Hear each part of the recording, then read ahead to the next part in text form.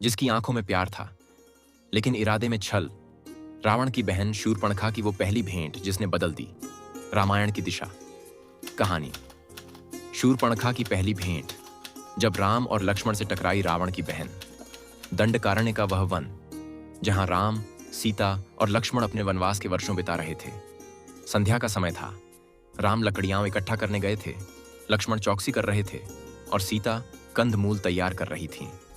उसी समय दूर से एक स्त्री आई, चेहरा छिपाया हुआ, चाल में लचक, पर आंखों में कुछ और ही भाव। वह कोई और नहीं थी, रावण की बहन शूर्पणखा। शूर्पणखा एक राक्षसी थी, पर वह मायावी रूप धारण कर सकती थी। उसने अपना भयानक राक्षसी रूप त्याग कर एक सुंदर स्त्री का रूप लिया। उसे राम के बारे में पहले ही सुनने को मिला था। एक सुंदर तेजस्वी राजकुमार जो जंगल में वनवास काट रहा है। जब उसकी नजर राम पर पड़ी, वह मोहित हो गई।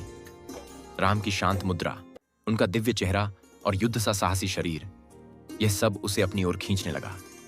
वह राम के पास आई और मुस्कुराकर बोली, हे पुरुषोत्तम, आप जैसे पुरुष के साथ मेरा जीवन सफल हो सकता है।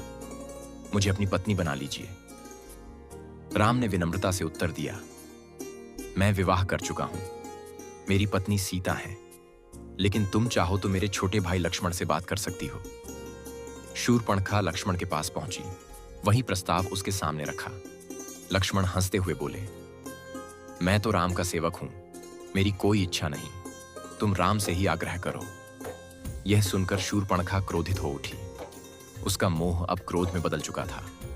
उसने सोचा, जिस स्त्री के कारण ये दोनों मुझे ठुकरा रहे हैं, उसे ही समाप्त कर दूं। और वह सीता की ओर झपटी, उन्हें मारने के लिए। पर लक्ष्मण सतर्क थे। उन्होंने तुरंत तलवार निकाली और शूर्पणखा की नाक और कान काट डाले। चीखती हुई, खून में लथपथ शूर्पणखा वहां से भागी। यही वह क्षण था जहां रामायण की दिशा बदल गई। शूर्पणखा अपने अपमान का बदला लेने के लिए सीधे लंका पहुंची। उसने रावण से कहा, एक सुंदर स्त्री जंगल में है, सीता। अगर उसे तुम लाओगे तो न सिर्फ मेरी लाज बचेगी, बल्कि तुम्हारी कीर्ति भी बढ़ेगी। रावण के मन में अहंकार जागा और शुरू हुई राम रावण युद्ध की कहानी।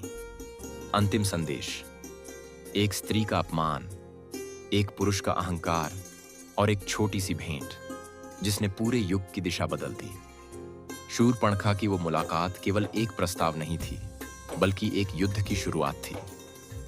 अगर ये कहानी आपको भावुक कर गई हो तो कमेंट में लिखें, जय श्री राम।